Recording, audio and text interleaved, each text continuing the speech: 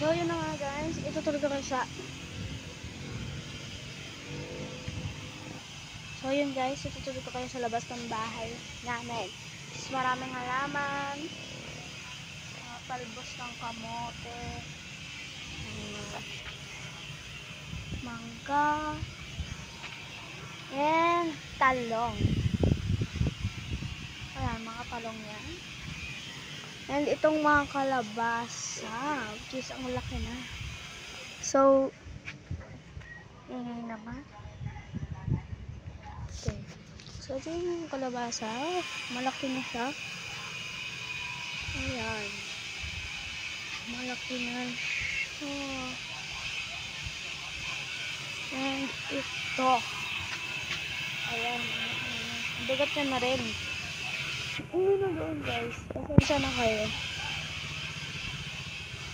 And basa pa yung mga halaman kasi kanina umulan. And syempre nakasliding ulit kami. Ayan. Pero dito sa kabila, ayan, may bike din dito. And sampayan. Ayan. Ano siya gawa? Yan, tapos pa ganyan. Yan, syempre. Papakita ko lang sa inyo yung kwarto na. Ito ang kwarto. Mga ano, Sara lang kami natutulog.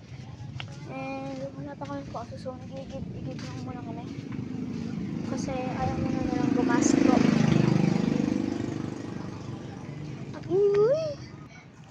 Yan guys, may water ng emperador dito. So, ang daming umiinom dito sa bahay na ano. And, ito pa. Ito pa. Ito pa. Ito naman, bote ng suka. And, may mga tanong na rin dito. Sili pa to guys? Ito. Sili ba to? Ayan, sili ba yan? Correct me if I'm wrong.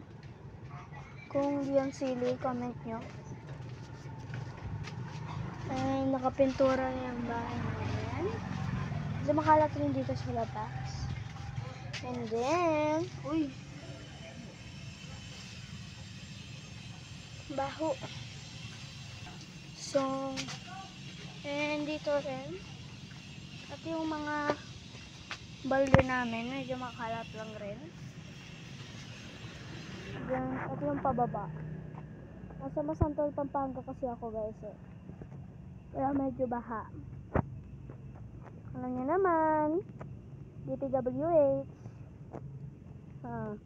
Baha sa amin dito. Naka-teleport na ako. So, naka-teleport na ako. Yeah, may bangka pa kami dyan, oh. Tapos, ang laki ng tubig. DPWH, oh. Ayusin mo yan. Yan, inaayos. Papabalik namin kay Bongbong Marcos ang death penalty. Ang laki ng tubig. Wait lang, sasakay ako dito sa bangka. Ayan, nakasakay na ako. Sakay na ako. Nakatali naman siya, hindi naman siya gagalaw. Ayan. And